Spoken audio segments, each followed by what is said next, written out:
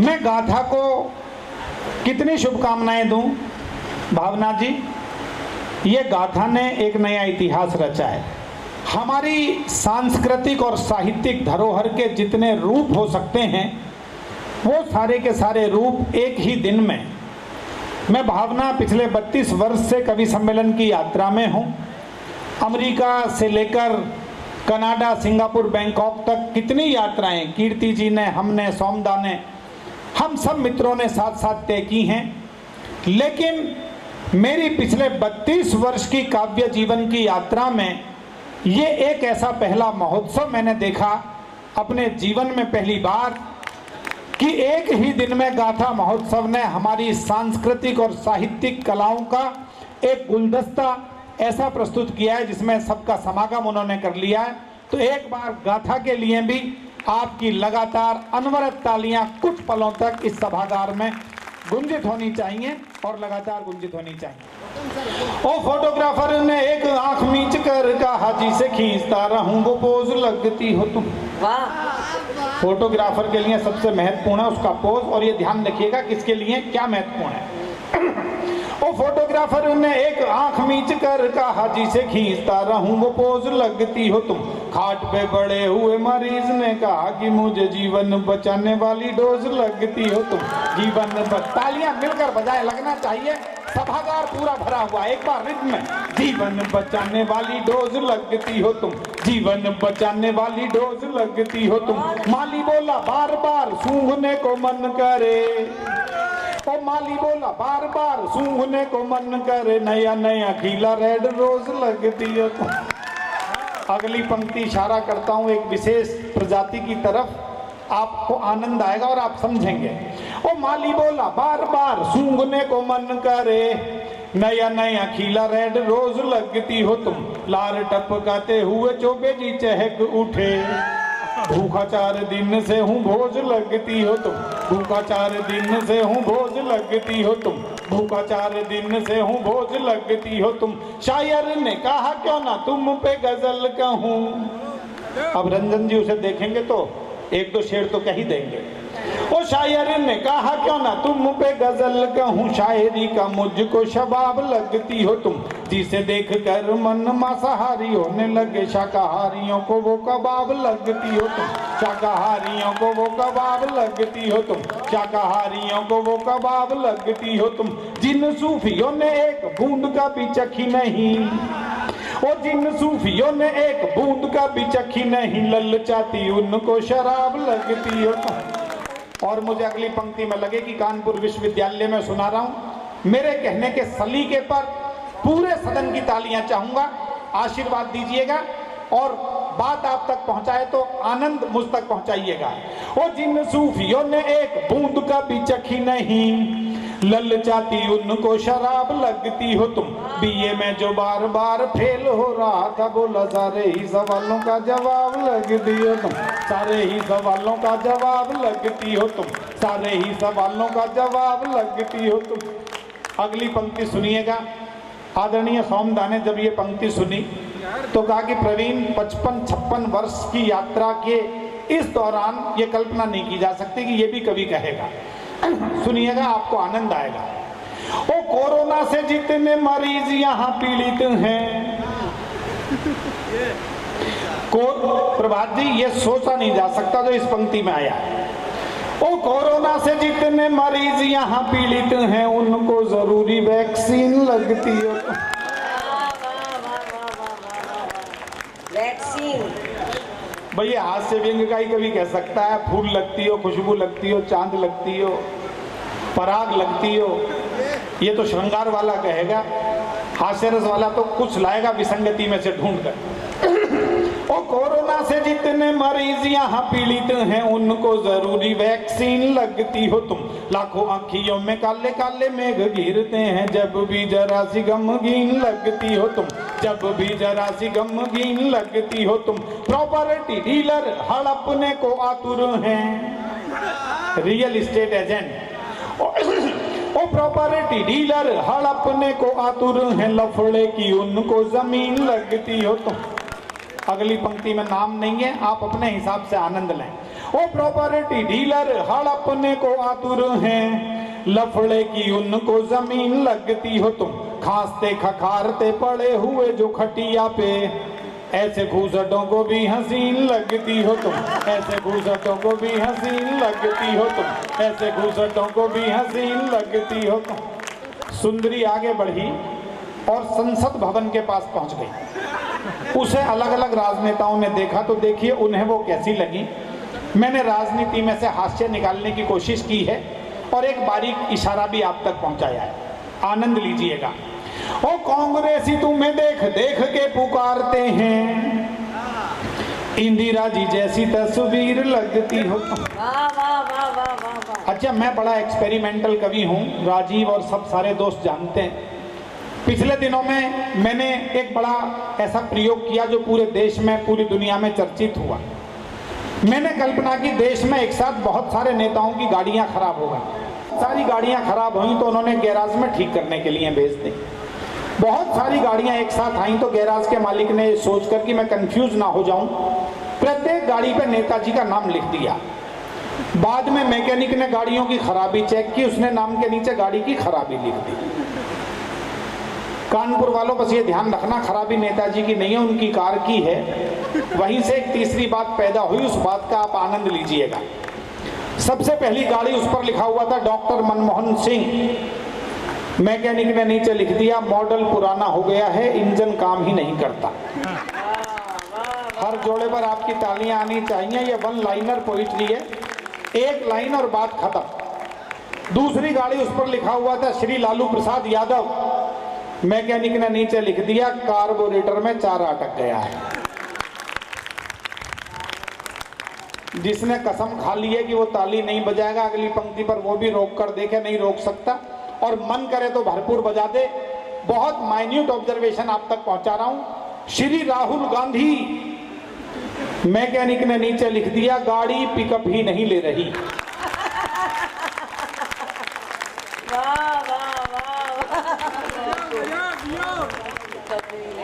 सोमदा का भी आशीर्वाद मिल गया तो और आनंद की बात आ गई। श्री अरविंद केजरीवाल, पेट्रोल की टंकी में पानी भरा हुआ है। माननीय मायावती जी, मैकेनिक ने नीचे लिख दिया ये तो सुधर ही नहीं सकती। अगला जोड़ा फिर भरपूर आप आनंद लीजिएगा। मैंने कलकत्ता में ये जोड़ा सुनाया कॉल इंडिया के प्रोग्राम में, तो पूरे सदन ने खड़े होकर तालियां बजाई। आपको अच्छा लगे तो बैठे बैठे ही आशीर्वाद दीजिएगा। एक बारीक बात आप तक पहुंचाता हूं। माननीय ममता बनर्जी, मैकेनिक ने नीचे लिख दिया गाड़ी स्टार्ट होते ही गर्म हो जाती है। वाह वाह वाह वाह। श्री नरेंद्र मोदी, स्पीड कुछ ज्यादा ही बढ़ी हुई है। ऐसा प्रधानमंत्री भी देश को पहली बार मिला जो एक दिन में 3 देशों की यात्रा करके आता है। और अंतिम जोड़ा सुनिएगा, जिसे जोड़ने के लिए सारी की सारी बातें जोड़ी हैं। आपकी मोहब्बत चाहूंगा। माननीय सोनिया गांधी जी, इंजन विदेशी है, खराबी समझ में ही नहीं आ रही। बहुत बढ़िया, बहुत अच्छा। तो बहुत सारी खराबियां हैं। अलग अलग राजनेताओं ने सुंदरी को देखा तो देखिए कैसी लगी। ओ कांग्रेसी तुम्हें देख देख के पुकारते हैं, इंदिरा जी जैसी तस्वीर लगती हो तुम। कहा ये समाजवादियों ने पूरी आस्था से, लोहिया की नीति की लकीर लगती हो तुम, लोहिया की नीति की लकीर लगती हो तुम। सबको ताली बजानी है ना, तीसरी बार दोहरा रहा हूं। लोहिया की नीति की लकीर लगती हो तुम। तृणमूल वाले सारे बात करने लगे कि, ओ तृणमूल वाले सारे बात करने लगे कि ममता का हमको जमीर लगती हो तुम। अगली पंक्ति बहुत बारीक इशारा है, सोमदा आपको समर्पित कर रहा हूं और देखिए आपको आनंद आएगा। मैंने व्यंग में पीएचडी की और इशारे से एक घटना, एक विशेष स्थिति आप तक पहुंचा रहा हूं, आनंद लीजिएगा। और तृणमूल वाले सारे बात करने लगे कि ममता का हमको जमीर लगती हो तुम। भाजपा वालों ने कहा तुम्हें नहीं छोड़ने के, क्योंकि हमको तो कश्मीर लगती हो तुम, क्योंकि हमको तो कश्मीर लगती हो तुम, क्योंकि हमको तो कश्मीर लगती हो तुम। एक छंद और सुनाता हूं। मैं इंतजार कर रहा था कि भावना और विश्वनाथ जी आ जाएंगे। तब ये छंद सुनाऊंगा। तो अब आप आ गए हैं तो एक छंद सुन लीजिएगा। ओ तुम्हें देखते ही मन नाचने को करता है, मन का मयूर बोला घन लगती हो तुम। आप जानते हैं बादलों को देखकर मोर का नाचने का मन करता है। ओ तुम्हें देखते ही मन नाचने को करता है, मन का मयूर बोला घन लगती हो तुम। जिसके समीप आके शीतलता मिलती है, सर्पों को चंदन का वन लगती हो तुम। सर्पों को चंदन का वन लगती हो तुम। परेशान जिसे आए कर वाले करते हैं, ओ परेशान जिसे आए कर वाले करते हैं, उसे एक नंबर का धन लगती हो तुम। अगली पंक्ति बहुत आशीर्वाद चाहूंगा, बारीक इशारा आप तक पहुंचा रहा हूं। ओ परेशान जिसे आए कर वाले करते हैं, उसे एक नंबर का धन लगती हो तुम। नेता बोला मार दूंगा सबको तुम्हारे लिए, मुझको तो संसद भवन लगती हो तुम। मुझको तो संसद भवन लगती हो तुम। मुझको तो संसद भवन लगती हो तुम। मुझको तो संसद भवन। कुछ छंद मेरे याद आए, मैंने प्रस्तुत किए। एक बार सारे लोग मिलकर एक बार जोरदार तालियां बजा दीजिए। इतने बढ़िया छंद इन्होंने सुनाया कि लड़की कहाँ कहाँ गई और किस किस ने देखा तो क्या क्या महसूस हुआ। आगे भी इसी तरह की कुछ रचनाएं आपके सामने प्रस्तुत करेंगे, लेकिन ये थोड़ा माइक गड़बड़ कर रहा है और सबकी आवाज़ थोड़ी खींच रहा है। नहीं, माइक ठीक है, बस खुद की आवाज़ थोड़ी सी भारी सी लग रही है, बदली हुई सी। ये कुछ स्वभाव माइक का होगा, या एक बार बेस चेंज करके देखिएगा। ये आकलन मेरा ही नहीं, कीर्ति जी का भी है। अच्छा, हाँ बिल्कुल ठीक, अब ठीक से है, अब ठीक है, ये अब बिल्कुल ठीक है एकदम। होता क्या है, कई बार होता ठीक है, साइकोलॉजिकल लगता है कि कुछ गड़बड़ है, और जब आप लोग ज़्यादा ताली बजाते हैं तो फिर लगता है ठीक है। और कुछ नहीं है। चलिए मैं आपको कुछ मुक्तक सुनाता हूँ। भावना हमारी श्रेष्ठ कवियत्री हैं, और हाँ विश्वनाथ जी, भीष्म पितामह, अरे भैया वो लंबी कविता है और बड़ी कविता है। अच्छा ठीक है, मैं दो मुक्तक पहले आपको सुनाता हूँ, क्योंकि मैंने बहुत सारे रंगों में कविताएं लिखी और मैं जानता हूँ यहाँ कौन महनीय लोग बैठे हैं। पिताश्री संभवतः मुझे पहली बार इस रूप में, तो मैं पहली बार उनको दर्शन कर रहा हूँ। एक मुक्तक मैं आपको सौंपता हूँ। मैंने लिखा था कि समय था वो भी जब हर ओर अच्छे लोग रहते थे। बहुत जुड़कर ध्यान से सुनिएगा दोस्तों। समय था वो भी जब हर ओर अच्छे लोग रहते थे, जलन नफरत घुटन से दूर ऐसे लोग रहते थे। यहाँ महलों में भी पसरा है अब तो झूठ का साया, कभी कच्चे मकानों में भी सच्चे लोग। कभी कच्चे मकानों में भी, कभी कच्चे मकानों में भी सच्चे लोग। आपकी तालियां मुझ तक पहुंच गई तो मैं समझता हूं कि शायद सार्थक हो गया, सौम्यता का आशीर्वाद मिल गया। कभी कच्चे मकानों में भी सच्चे लोग रहते थे। चार पंक्तियां और सुनिएगा दोस्तों। मेरे जीवन की कुछ अच्छी पंक्तियों में ये पंक्तियां सम्मिलित होंगी आने वाले समय में, ऐसा मुझे लगता है। विश्वनाथ जी, मैंने कहा था जाने कितने अनुभवों का है यही बस सार अंतिम। जाने कितने अनुभवों का है यही बस सार अंतिम। पिछले दिनों कोरोना आया, देश में कहां क्या क्या टूटा, लोगों के कितने हमारे परिजन चले गए, करोड़ों के नुकसान हो गए। मैं एक मुक्तक तब लोगों को सुनाता था और ये कहता था कि इसे दिल पर छाप लो, आपका नुकसान नीचे रह जाएगा, आपकी हिम्मत ऊपर आ जाएगी। कानपुर वालों समर्थन करना। मैंने कहा कि जल गया घर मेरा बचा ही क्या है। बहुत बहुत आशीर्वाद चाहूंगा। भावना, जल गया घर मेरा बचा ही क्या है। जल गया घर मेरा बचा ही क्या है। बच गया मैं तो फिर जला ही क्या है। बच गया मैं तो फिर जला ही क्या है। मेरी मेहनत का नतीजा है मुकद्दर, वरना हाथों की लकीरों में रखा ही क्या है। हाथों की लकीरों में रखा ही क्या है। और वो चार पंक्तियां और सुन लीजिए जिनकी भूमिका बना रहा था। जाने कितने अनुभवों का है यही बस सार अंतिम, तोड़ नामत मन के रिश्तों का कभी भी तार अंतिम। जिंदगी की उलझनों से जूझ के जाना ये मैंने, ना कोई भी जीत अंतिम, ना कोई भी हार अंतिम। जाने कितने अनुभवों का है यही बस सार अंतिम, तोड़ना मत मन के रिश्तों का कभी भी तार अंतिम। वो कविता विशेष सुना देता हूँ जिसके लिए विश्वनाथ जी ने आदेशित किया है। मेरी जिंदगी की सबसे महनीय कविता है और हजारों की भीड़ में बहुत जोरदार तालियों की गड़गड़ाहट के बीच भी मैंने इस कविता को सुनाया है। लेकिन मैं ये मानता हूँ कि संख्या से फर्क नहीं पड़ता, फर्क इस बात से पड़ता है कि कौन लोग सुन रहे हैं और किस मन से सुन रहे हैं। आदरणीय सोमदा की उपस्थिति है तो मैं मानता हूँ कि मंच की पिछले 70 वर्षों की परंपरा इस कविता को सुन रही है। एक बार बस मेरा एक निवेदन आप सबसे ये होगा, ये एक बहुत अलग तरह की कविता है, मैं कभी कभी सुनाता हूँ लेकिन आदेश है सामने से, तो थोड़ा सा मुझे समर्थन चाहिए आपका।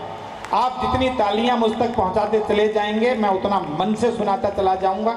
एक बार जरा आदेश कर दीजिएगा, एक बिल्कुल तेवर बदलकर बस मेरे साथ रहिएगा, आप रहेंगे साथ ऐसा मुझे विश्वास है। लेकिन खाली कुर्सियों का भी दायित्व आप लोगों पर है। महाभारत में आप जानते हैं कि कृष्ण ने प्रतिज्ञा की थी कि मैं अस्त्र शस्त्र नहीं उठाऊंगा। दूसरी ओर भीष्म पितामह ये प्रतिज्ञा करते हैं कि मैं कृष्ण से अस्त्र शस्त्र उठवाकर मानूंगा। मुझे लगा कि इन दोनों प्रतिज्ञाओं के बीच में एक द्वंद्व है और उस द्वंद्व ने एक कविता मुझसे लिखवाई। निराला जी का आपने कई बार जिक्र किया, आज मौसम और माहौल नहीं है, मुझे असंख्य कविताएं याद हैं उनकी। और कीर्ति जी ने तो अपने एक ऑनलाइन प्रोग्राम में शक्ति पूजा मुझसे पढ़वाई थी, राम की शक्ति पूजा भी मैं पूरी सुना सकता हूँ आपको। तो उस सब की प्रतिछाया में ये कविता सुन लीजिएगा, भीष्म प्रतिज्ञा।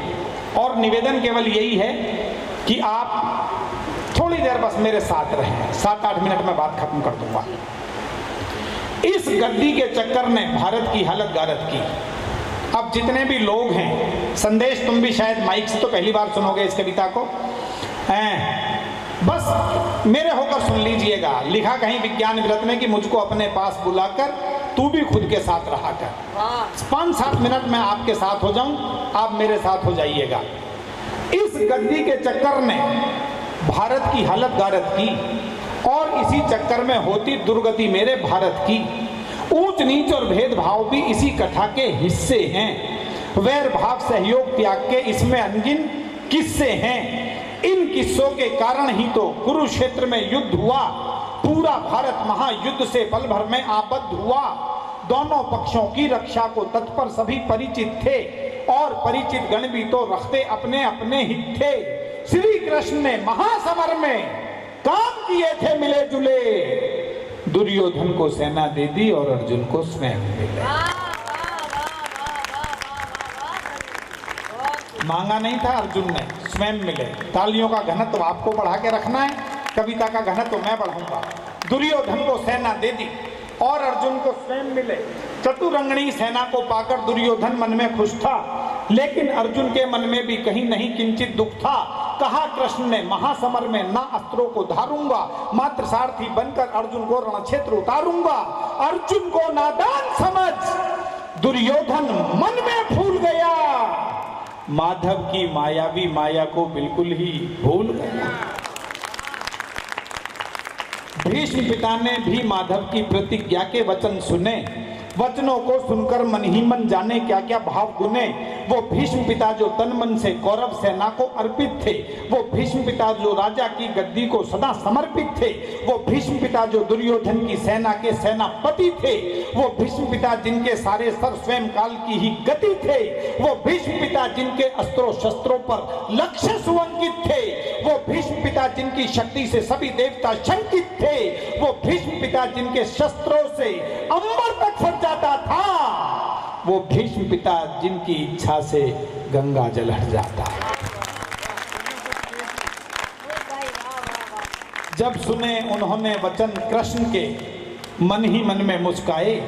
मुझे बिल्कुल ऐसा नहीं लग रहा है कि मैं कम श्रोताओं में सुना रहा हूं। आप जिस मन से सुन रहे हैं, मुझे लग रहा है पूरा सदन भरा हुआ है और हजारों श्रोताओं में सुना रहा हूं। मैं उसी फील के साथ सुनाऊंगा, बस अपनी मोहब्बत को मेरे साथ रखिएगा। जब सुने उन्होंने वचन कृष्ण के, मन ही मन में मुस्काए। यह सोच चलो मौका आया माधव को झुटलाया जाए। भीष्म पिता के यह विचार सुन सहमी सहमी सहमी प्रज्ञा थी, एक और कृष्ण प्रतिज्ञा, दूजी ओर भीष्म प्रतिज्ञा। दादा की प्रतिज्ञा सुन अर्जुन मन ही मन विचलित था। पिताजी ये छंद मैं आपको भेंट करता हूं। दादा की प्रतिज्ञा सुन अर्जुन मन ही मन विचलित था, क्योंकि उनकी सभी शक्तियों से वह पूरा परिचित था। वह जान चुका था भीष्म पिता ने जैसे जो भी ठान लिया, क्रूर काल ने भी उनकी इच्छा को वैसे मान लिया। प्रतिज्ञा पूरी करने को वह कुछ भी कर डालेंगे, कुरुक्षेत्र की इस भूमि को लाशों से भर डालेंगे। मुझ बालक को भी लगता है अब उनसे लड़ना होगा, संभव है कि मृत्यु के चरणों में भी चढ़ना होगा। विचलित अर्जुन के मस्तक पर उभर उठी चिंता रेखा। श्री कृष्ण ने व्याकुल लाकुल अर्जुन के मुख को देखा। पूरे सदन का आशीर्वाद मिले अगली दो पंक्तियों पर।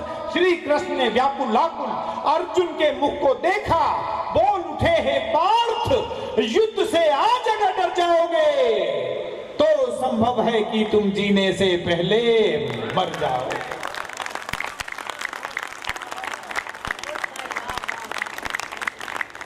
कोई एक दिन में सोम ठाकुर नहीं हो सकता, एक दिन में कीर्ति काले, राजीव राज, रंजन जी नहीं हो सकते।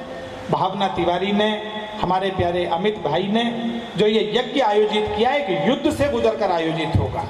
इसलिए कहना चाहता हूं जीवन में कहीं भी आप यदि आगे बढ़ेंगे, क्षेत्र कोई भी हो, लेकिन करना यही पड़ेगा। बोल उठे हे पार्थ, युद्ध से आज अगर डर जाओगे तो संभव है कि तुम जीने से पहले मर जाओगे।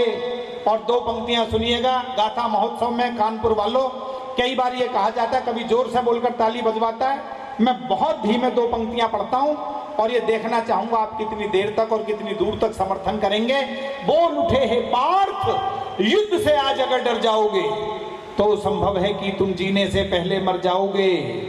जीने मरने को लेकर यूं चिंता और सिहरना क्या, जब तक तेरे रथ पर मैं हूं तुझको जग से। प्रणाम करता हूं आप।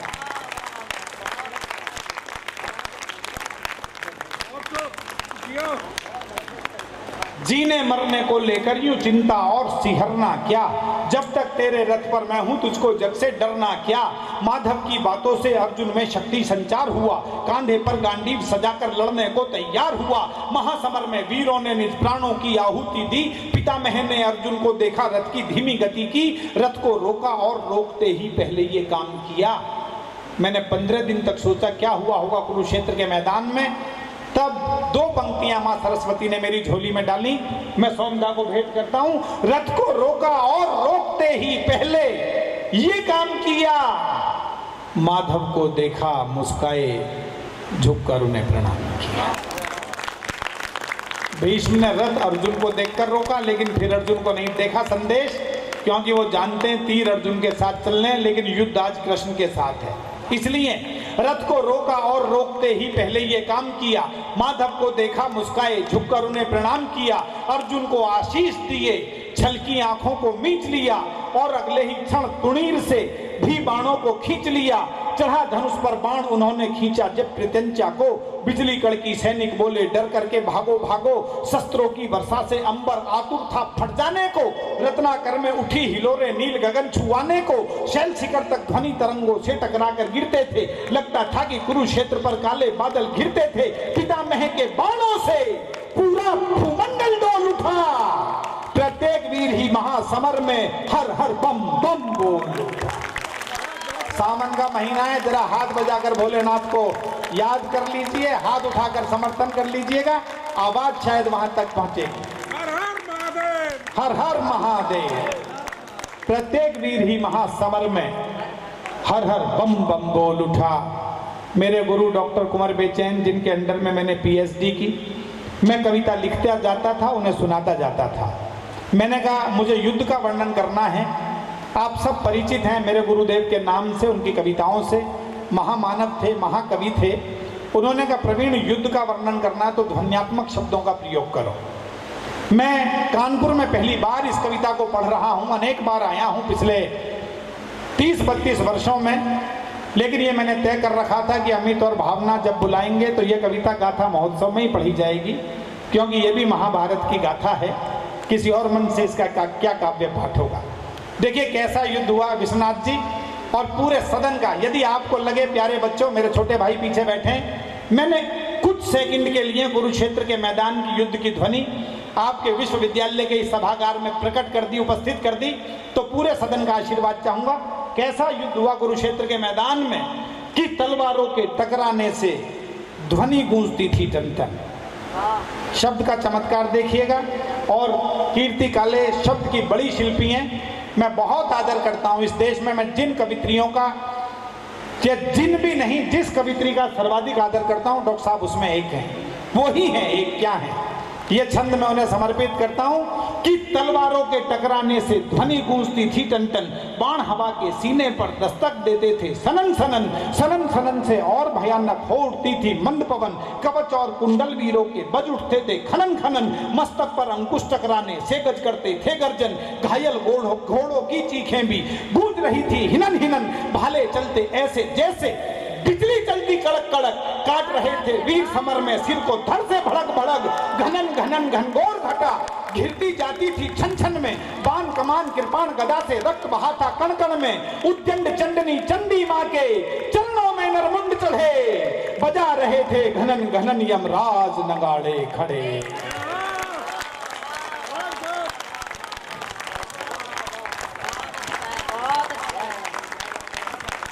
अरे वाह,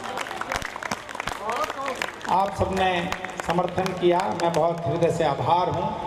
बजा रहे थे घनन घनन, धन्यवाद रश्मि जी, बजा रहे थे घनन घनन यमराज नगाड़े खड़े खड़े, उस भीषण रण से ज्वाला की बढ़ती जाती थी भड़कन, पिता मह के लोहित लोचन देख बढ़ी दिल की धड़कन, महासमर में दादा ने काटे थे अनगिन मस्तक धड़, दृश्य देखकर आसमान में बादल रोए गरड़ गरड़, चीखें गूंजी थी धरती पर, चीख चीख में क्रंदन था, लगता था उस रोज धरा पर मृत्यु का अभिनंदन।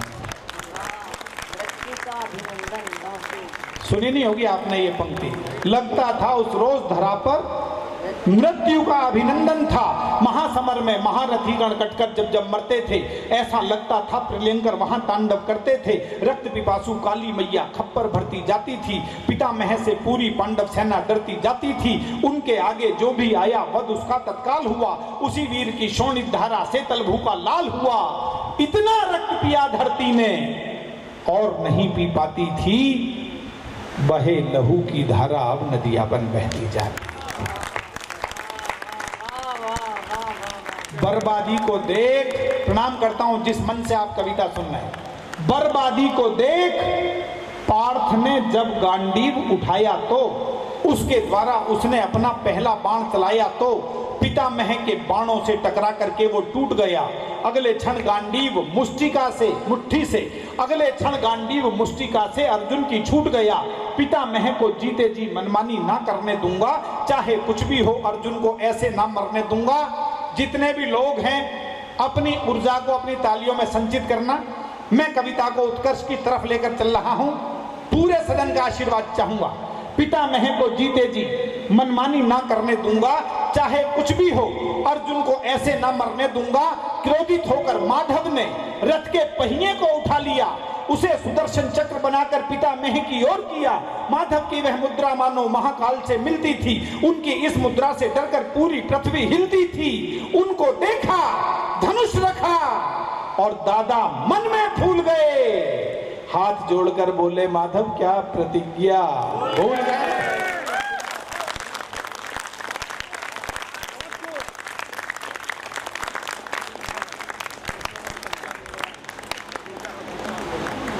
हाथ जोड़कर बोले माधव क्या प्रतिज्ञा भूल गए, पूरी सेना बोल उठी कि बोलो होकर के निर्भय, एक बार सब मिलकर बोलो, बोलो पितामह की। एक बार सब पूरा सदन तालियां बजा दे। बहुत मन से आपने सुना, थोड़ा सा अंश और है लेकिन उस अंश को अगली बार के अंश में समाहित करेंगे।